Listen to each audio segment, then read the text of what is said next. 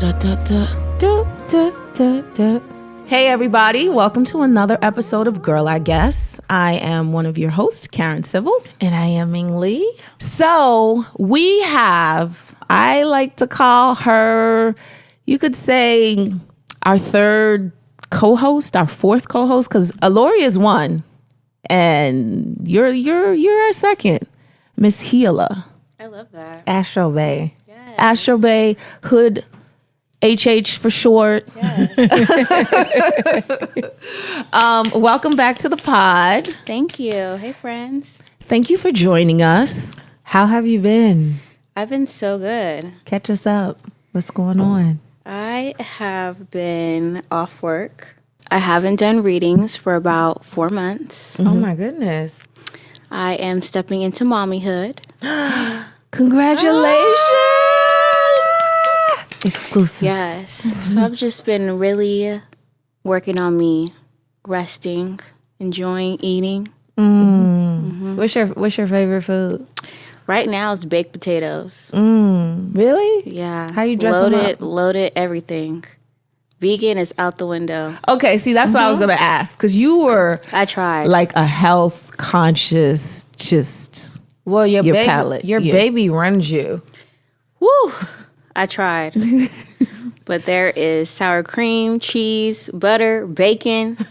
how long did the veganism last during pregnancy before you had to About switch? 4 weeks. Okay. Yeah. About a solid 4 weeks, and it was a wrap. Yeah, see, when I was pregnant, like I had certain times that I can eat. Like I couldn't eat before 12 noon, and I couldn't eat after 4 p.m. Really? If I ate or drank anything, it would come up immediately. And the only thing I could really keep down was like pizza. So I ate a shit ton of pizza and McDonald's. Like I was in the hospital for like 91 days, and I was literally eating quarter pounders. So I'm not exposing her to McDonald's. I'm trying to tell The you. fries? No? Okay. See, it was like I was craving it, and then once I ate it, it was like my stomach. She smiled, so I was like, As long as she's happy. "This is it. We're sticking with these quarter pounders and meat lovers pizza." As long as she's happy. I thought I was having a boy because I really didn't have any morning sickness. I didn't really have any symptoms. It's been pretty easy. The food thing, though, I just been eating everything. Let's talk about these cravings, man. Ooh, so I've been craving Bloody Marys. How is that working? It's so weird, but I just like love a Bloody Mary with the olive and celery. That's I what know. just tomato juice. Just like, yeah, spicy tomato juice. Oh, I thought a know. Bloody Mary was alcohol. That's what I'm like. How Well, does they that add work? a shot of vodka. Yeah, but I'm the virgin, assuming. virgin Okay. Bloody Mary. Caesar salads. Do you Yeah. think you will go back vegan after birth? I don't think so. No, No, interesting. no. I'm like liking this body weight. She's like, I'm liking the way I Trying to look. pick it up a little bit. Get a little thick. You know, veganism just it works for me, but it doesn't work for me. I realize now that I actually have more energy. Well, how's your household with it now? Were you both vegan? No, he's like ribs and Oh, it works now then. he loves it. I thought when you used to cook on live and do certain things, I thought you were making food for both of you. He'll eat it.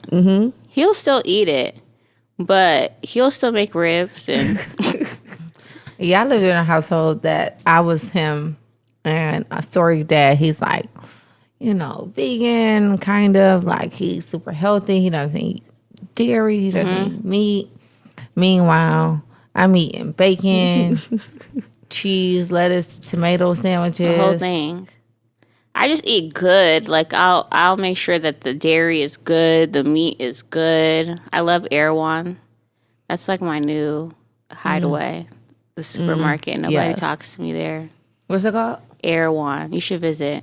It's fire to go get water and to pick up men, honestly. Ooh, Like water. I would Water suggest men.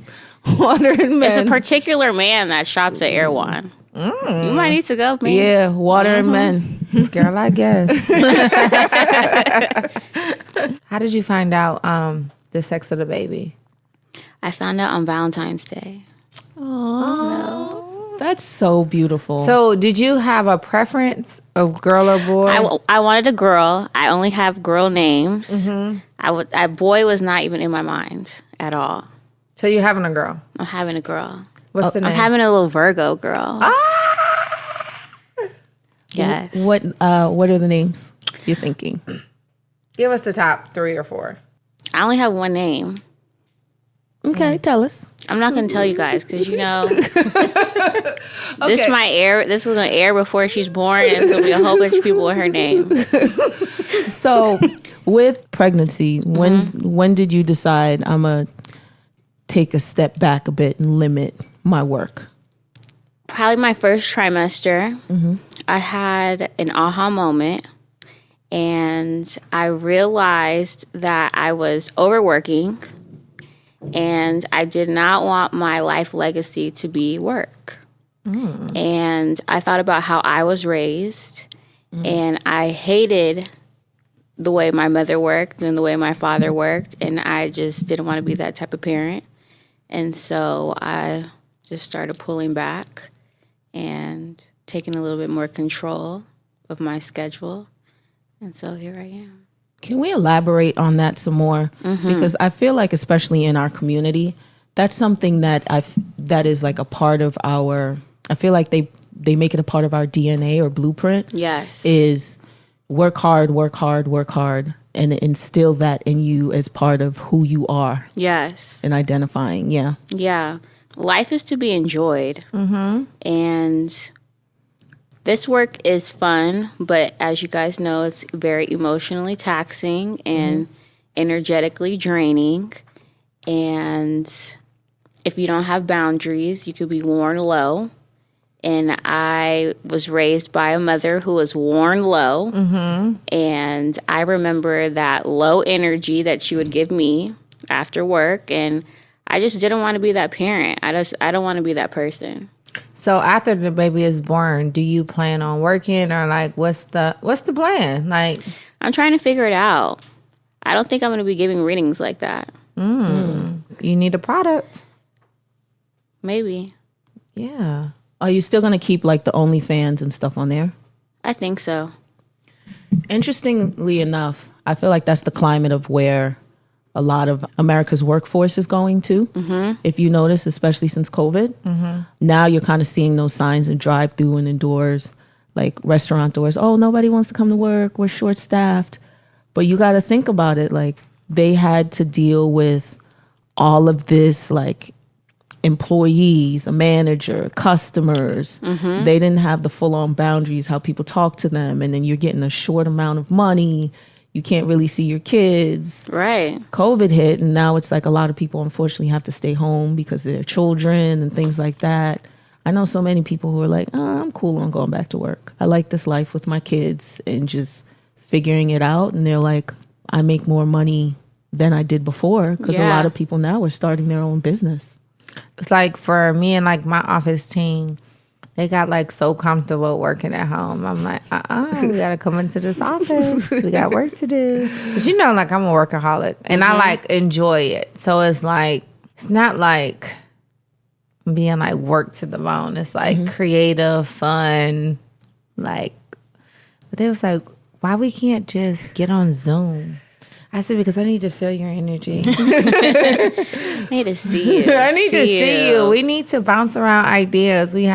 But I can't say like for me and my work, me not being in the same room as my team has, it has some pros and it has some cons. Like through Corona, like, our sales went up tremendously. Like, thank God. Praise God. But as I like look back and see like how like execution was done when we were actually all in the office working every single day, like the execution now is not as, people probably can't tell, and I'm so anal because I'm a Virgo, but it's definitely not how it was when we were all back in the office. So I'm like, in June, I know you guys want to work from home, but Coming back to the office. I need to see you.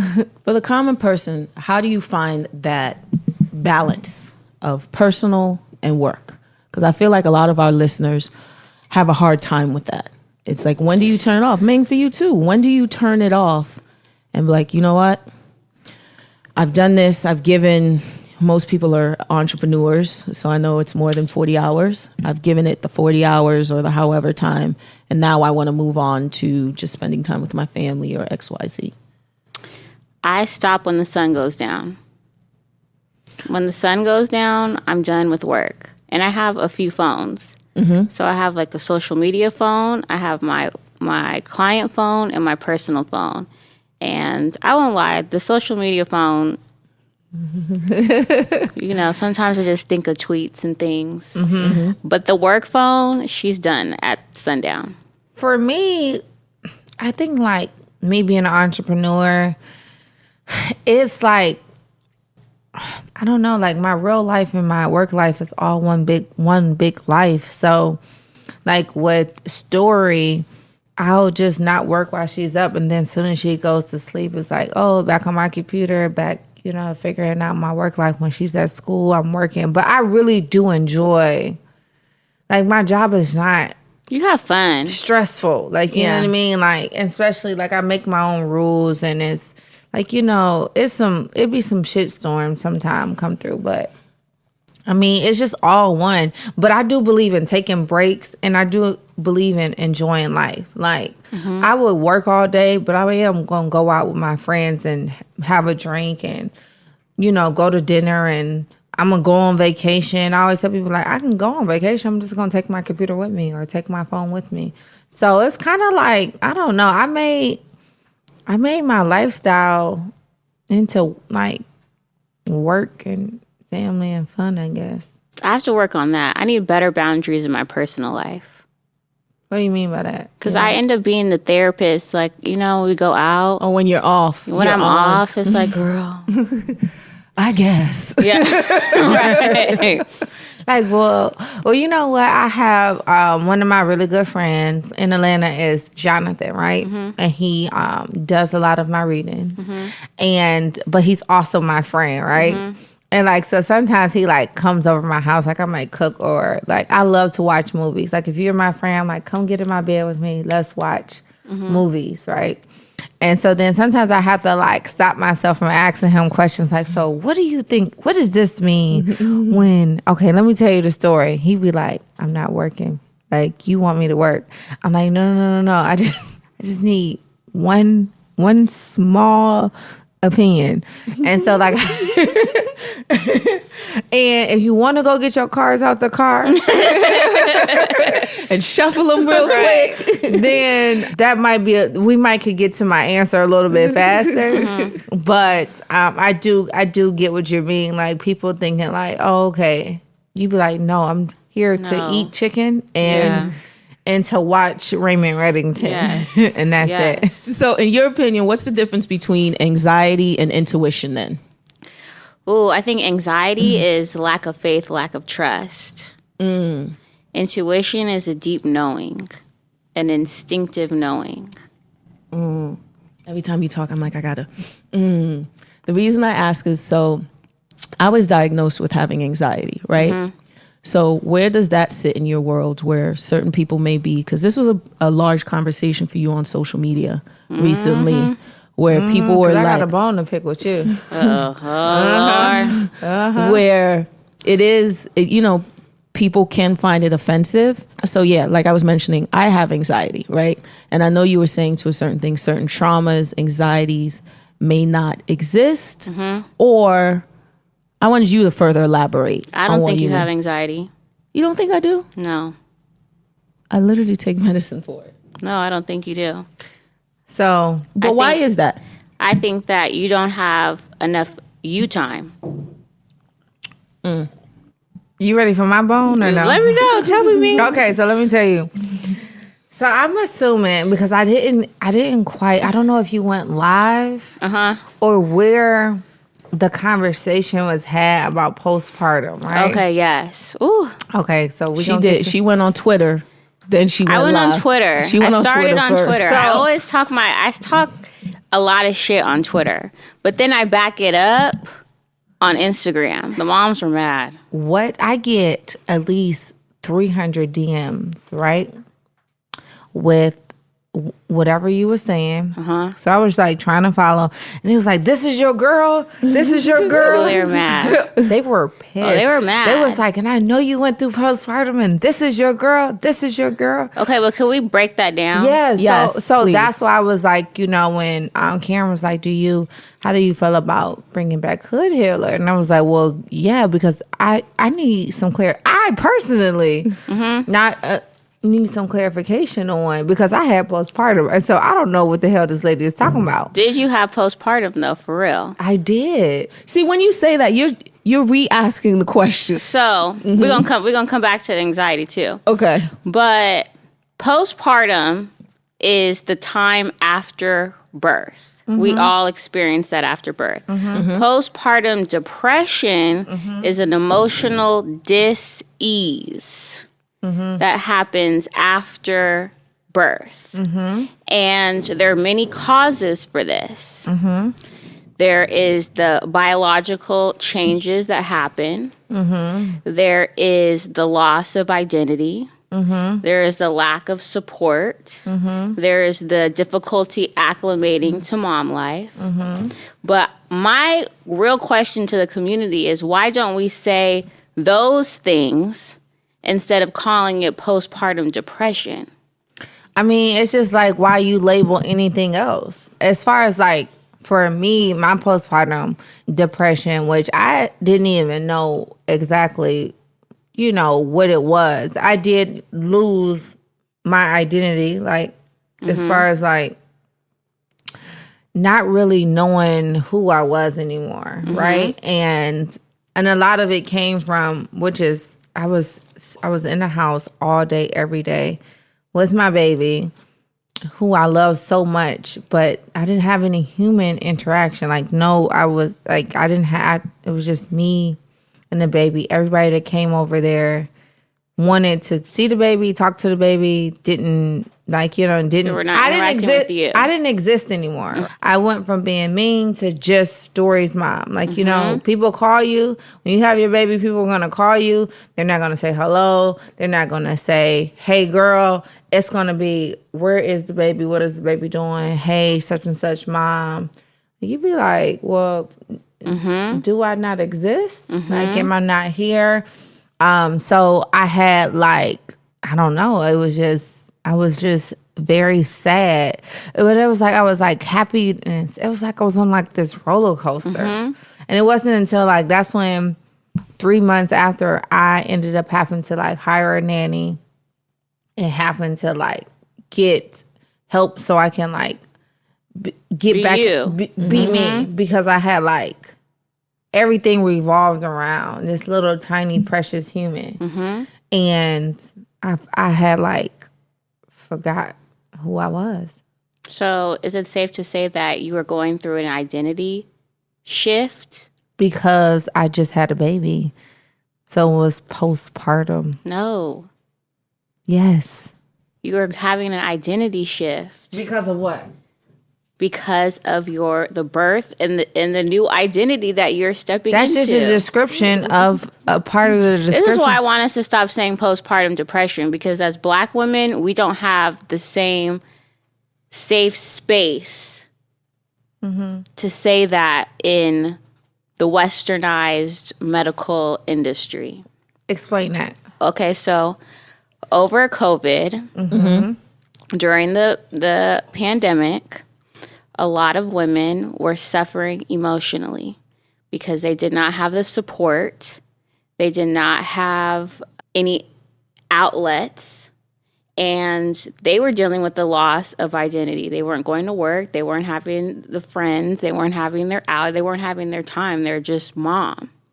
And so a lot of women spiraled, and they went out for help outside of spiritual and Black women, and they told the medical professionals that they had postpartum depression, and it became a child welfare case. Now What you else look like happened? you're unfit.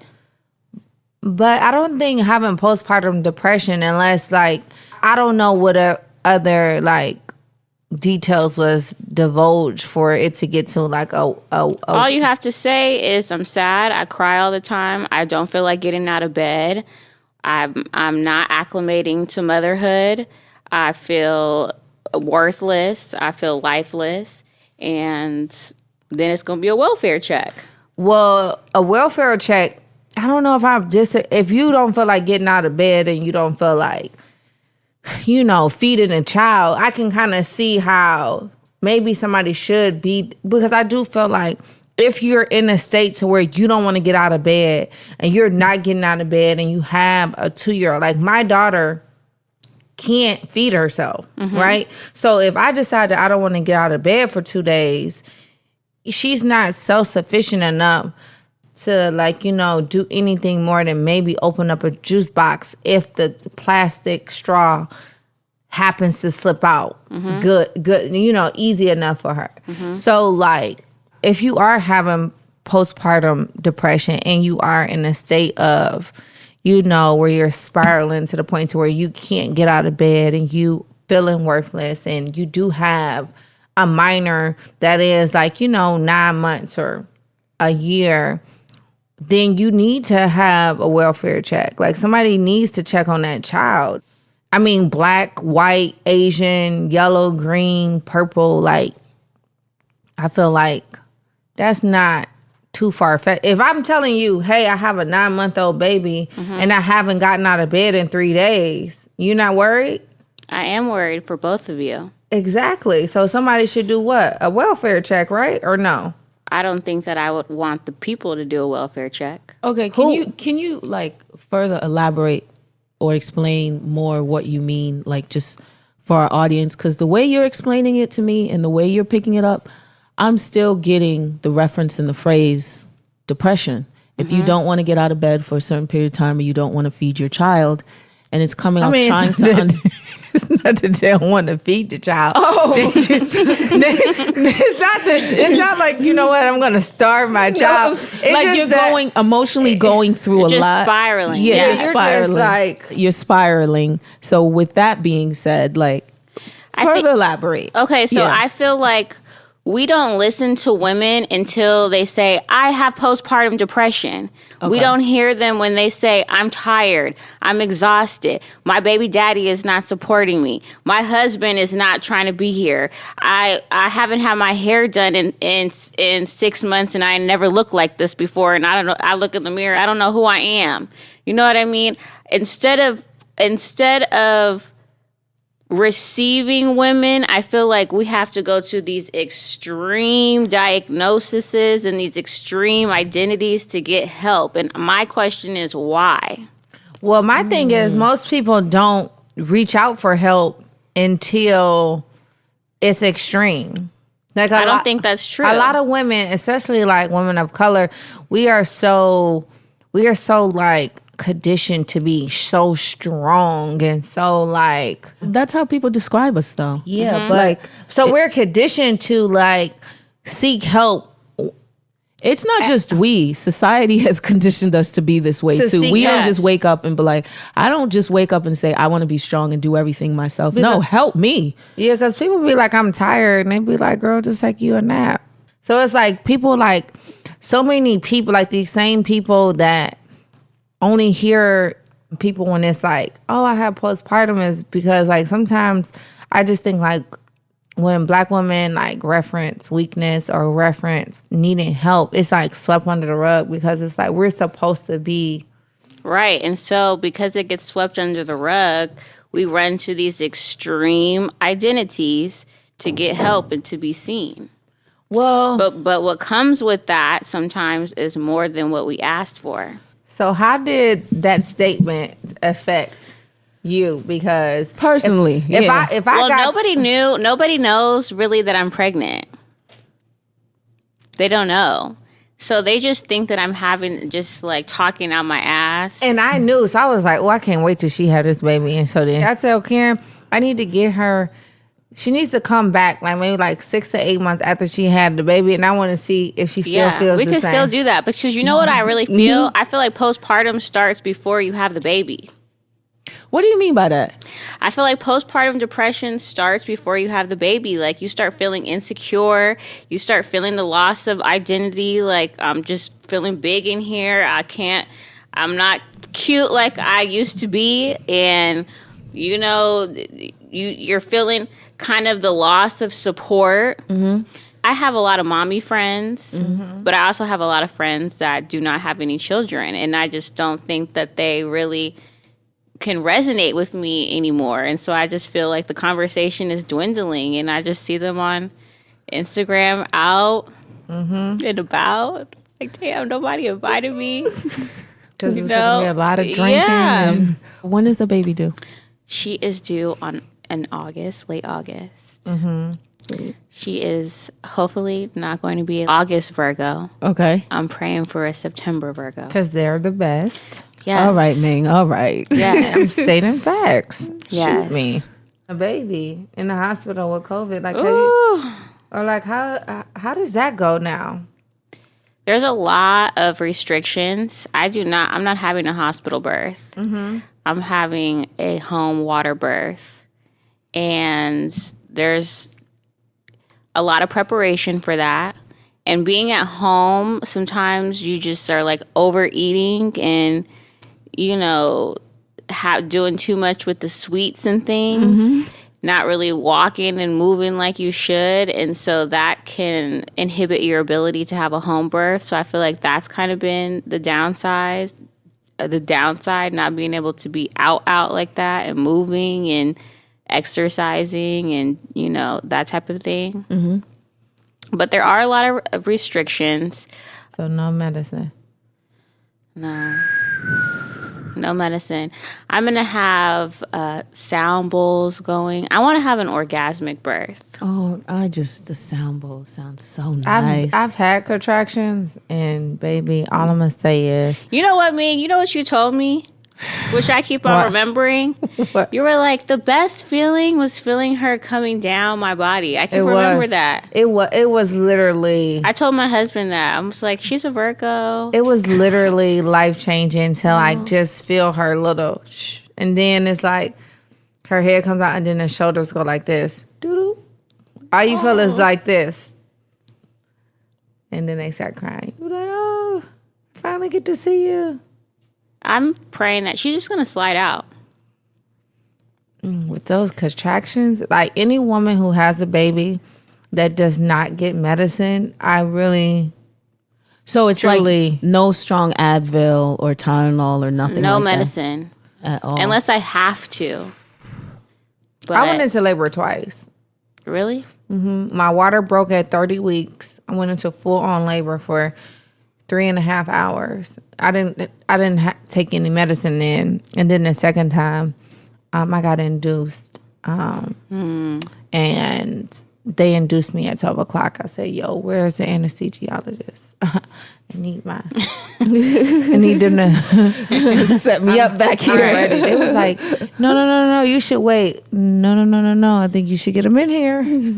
I know exactly what it feels like. I don't want to feel it. It literally feels like there's a... No, I'm not going to scare you. You know, I'm trying. I'm not going to Don't do scare it to you. me. No. But I'm trying to shift. For one, I'm not going to be in a hospital. And I think hospitals cause a lot of anxiety. It's not going to be a bright lit room. I want to have candles. She wants soft lighting. Yeah, I want soft lighting, lots of flowers, someone doing the sound bowls, meditation music, the sage and incense. I would love to be in a room like a fly on the wall, because when they start hitting, I'm gonna tell you the truth. I'm gonna tell you the truth. She cutting them sunflowers up. I remember when I went into labor the first time. I was standing on one unit where all the pregnant moms are, right? But when my water broke, they thought they had to send me down to labor and delivery. And I get to labor and delivery, and the nurse, is her first day at work, right? Oh no.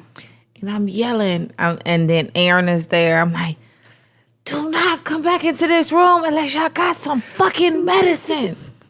The lady is like, I said, listen, if you don't have something to stop the pain, do not come in here and check on me. I'm not okay.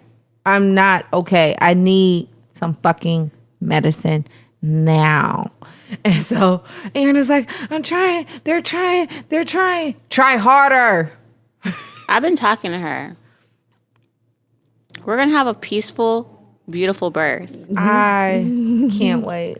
Pray for me. But kids, they run the show. That's why I'm hoping she's a Cancer. Oh, that's why you want her to be born in September? Yeah, she's just going to, you know. Do you want to have more children? You can't ask her now. I can't.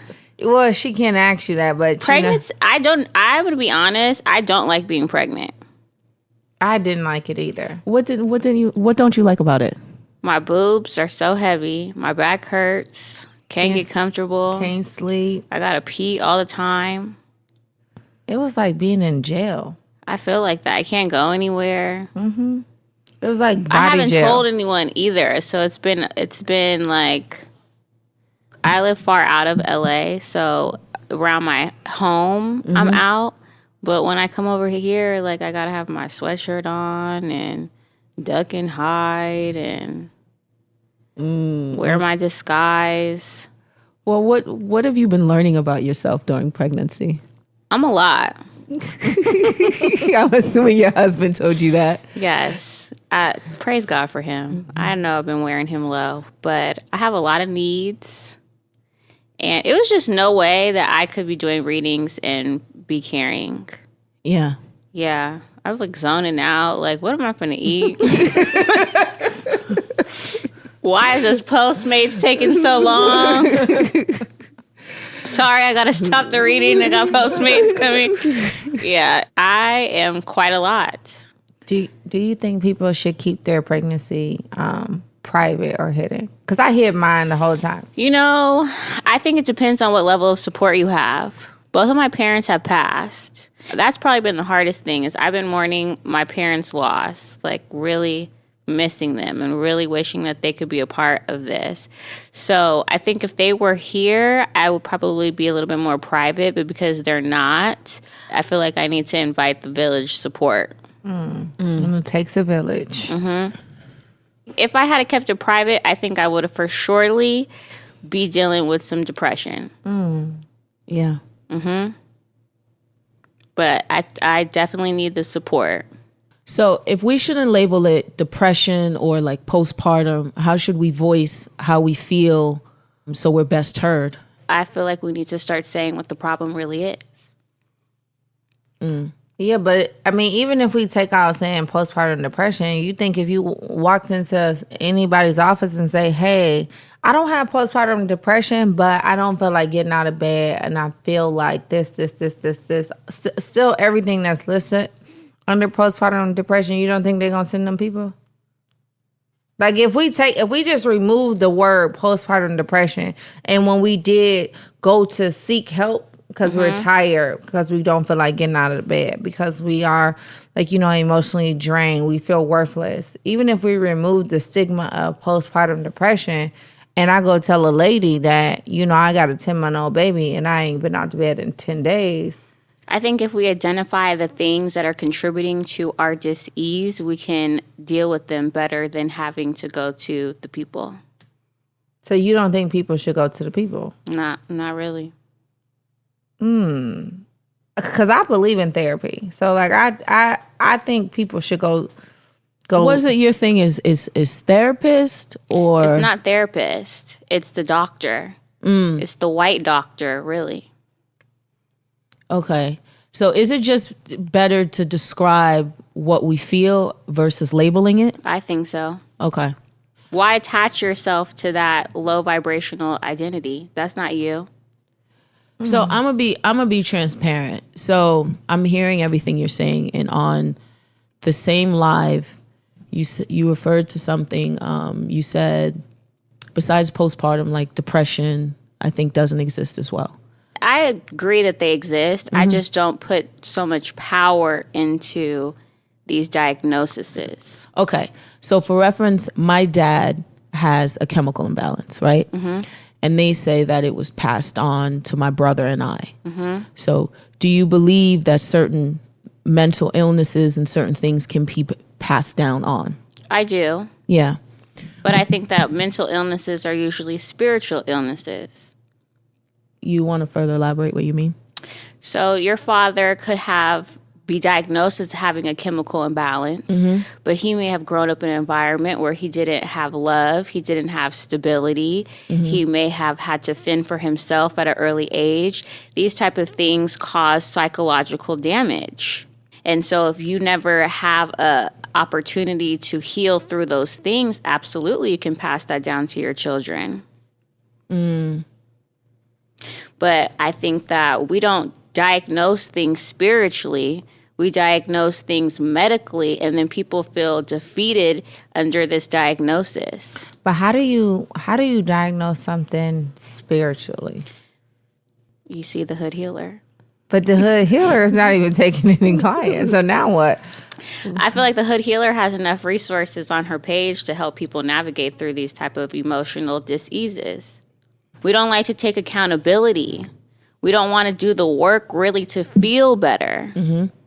We want to do temporary things like take medication or see my therapist for an hour or two. But we don't really apply these things. I don't think it's necessarily temporary. So, Okay.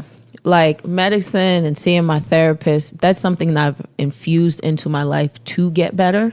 I feel like that's me taking the steps of accountability to get better, to get out of bed, not to let anxiety, depression defeat me. So I look at it as the opposite.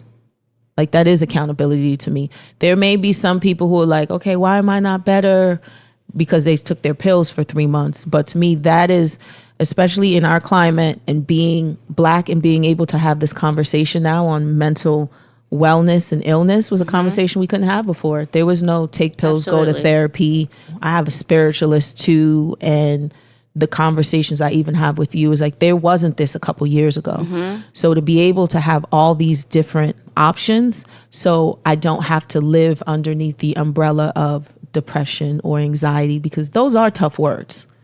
I hear what you're saying. I get what you're saying, but there's so many people who still unfortunately deal with it. And it's like, for myself, Ming has dealt with postpartum, but depression and anxiety is a part of my life.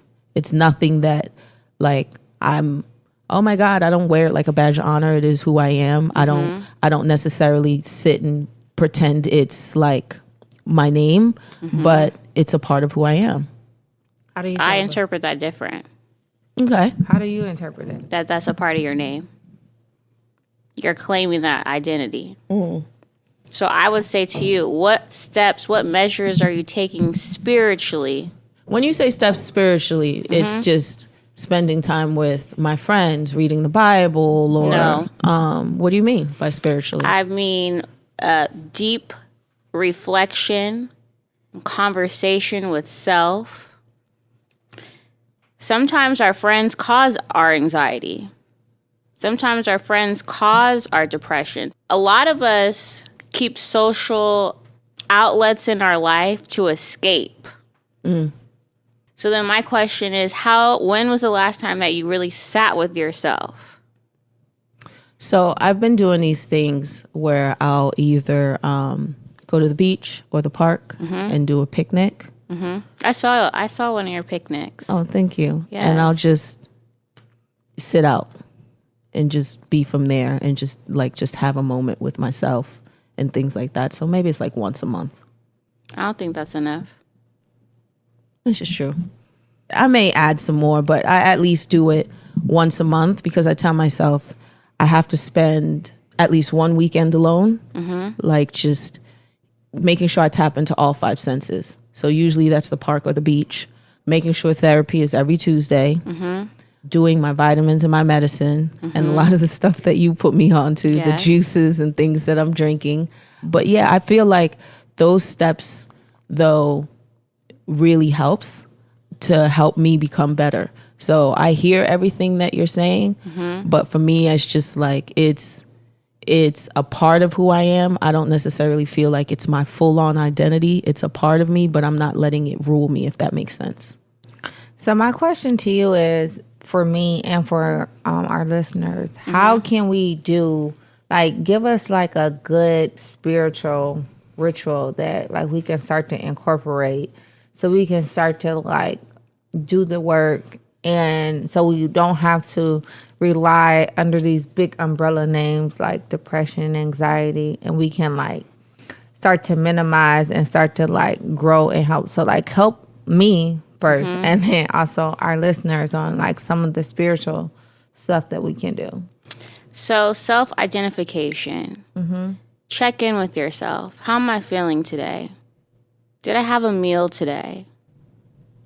Did I have a moment for me today? Do I feel good about what I'm doing today? Simple things. Just start there. And you recommend doing this daily?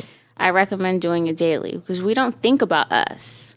We get up and we think about all of the things that we have to do, all of the things that we have to accomplish. This is true. What I'm wearing. Then our little moments of time, we're scrolling. Then we're back to work. We don't have really any time to check in with ourselves. Then when we check in with ourselves, then we can kind of diagnose our environment a little bit better. So what I've been doing is having those conversations and talks with myself at night. I'll ask myself, like, how am I feeling? What am I becoming? What am I loving? At night. And we'll just answer those questions. But I'm assuming this is something I probably should do during the day. I would think you should do it every day. After your prayer, after your meditation, ask yourself these questions. Yeah, because I don't. Because a lot of our sadness and our anxiety and depression is not even our own, especially as Black women. Both of you, you're responsible for a lot of other people. You have empathy too. Yes. If you don't come to work, these people might not have a job. That weighs heavy on you. If you don't go to work, you might not be able to afford Story the things that she needs. That weighs heavy on you. But what about you? A lot of times you forget about you. Yes. And so when you think about that, it's like, damn, what kind of people do I have around me? Do I have people that can sustain themselves without me? If it wasn't for me, would these people be able to eat? And if the answer is no, then we need to clean house a little bit. This might be my most non-talkative episode ever. I see her wheels turning over there. Yeah, I'm just like taking it in. But it's not fair. It's not right. And then we don't give people their flowers until they're laid out somewhere. Now this is true. We had this conversation on the last one. We talked about African American men. We just talked about men in general, how they have to be the providers and that's all they're known for. And for us as women, it's having another identity aside of the ones that people usually try to give us or we just give ourselves. Like me, it's just work. And life should be outside of that. Yes. I think Black men are really struggling spiritually and emotionally as well. And they're not excluded from the postpartum depression conversation either. I wouldn't think so at all. But a lot of the time, because I'm big on grace, a lot of the time, though, they don't even realize that they're lacking spiritually and emotionally. Because at times, if I see it, and with certain men that I am friends with, I may say something like, hey, do you need to talk? Or do you need to XYZ? They go cold. They go quiet, mute. I guess that's how they deal with certain things. And to try to understand their quote unquote love language, I allow them to be. I still try to be in their corner, supportive. May it be just rubbing up the back or just checking in or just sitting there and just being present. But I really do see that. I'm like, damn, then I'm taking on how they're feeling. And then I get into this habit of how can I fix it? Yes. And that's a lot where I feel like in our community, especially as women, it turns into how can I fix things? Yes. And that's the biggest problem. So like in this episode, I think it's been so eye-opening because what you did teach me was how to not just categorize everything under depression and how to like really start to really truly tap into myself and into like my true feelings, into like I need to start checking on me more. And giving people an opportunity around you to support you. Yeah. Because I miss do it all. Yes. And that's very much our Virgo nature. And clarity around how I label my feelings versus describing exactly what I'm feeling in real time. Yes, because the description part takes not only accountability, but it takes self-reflection. And that can be very hard to do. So you've honestly become our resident spiritual clairvoyant. Thank you. This is your chair now. We got to get you your own I love that. bedazzled microphone Yes. besides the guest. And May is mental month. It is Mental Health Month. Now, again, I don't want to discourage people from seeking therapeutic outlets or discourage people if they feel like they need medication. But I want to encourage people to explore spiritually themselves before running to these outlets. Okay. One question I have for you is, for a person who may not know how to quote unquote sit still or do the spiritual work, as far as like, how can you describe that or give them a sense of understanding of sitting with yourself, like to meditate, to whatever it is? I know we spoke about asking the questions. You don't have to sit still. See, that's what a lot of people think. I think you would have to sit still. No, it's wherever your mind goes when your heart wanders. Okay. So meditation for me sometimes is a stroll down rodeo. Me too. Meditation about to be getting some French fries after this for me. That might be your meditation. Sitting alone and having a great meal, or watching a great television show, or sitting in the bathtub, or making yourself a meal. Or meditation to me is whatever you can do to give yourself a mental rest. That's how I feel about TV. Like watching TV to me is like a treat. Check out. Yeah. It's like I put my phones on the floor. I like get cozy in my bed, and it'd be like it's showtime, Raymond. Oh yeah, that blacklist. I love it. But thank you so much for stopping by. Thanks. I appreciate Thank it. you. And thank you for clarifying the postpartum depression. I hope we don't still have a bone to pick. No. You cleared the air. I completely understand now. It was light, hopefully. I hope so. It was, my statement really was not to discourage women, especially Black women, but to encourage and empower them, and also to alert people around them to check in. That's the most important part, like checking in on your strong friends. Yeah. Checking in on your friend, your family, the Black woman in your life. Just, I want to take out the word strong, like at this point. We don't have to be strong all the time. Yeah, just check in on that person who usually checks in on you, who's usually to themselves, or, you feel like at times got it all together. Because when it's time to give them those flowers or whatnot, we're like, oh, I would have never known. This is our time to know. Yeah. Yes. Until next time. Yeah, send us out with one of your favorite quotes. As long as you have breath, you have options. Ooh. Yes. That's going to be my next post. Mine too. Mm-hmm. Drake ain't got nothing on you. Thank you, guys. No, thank you.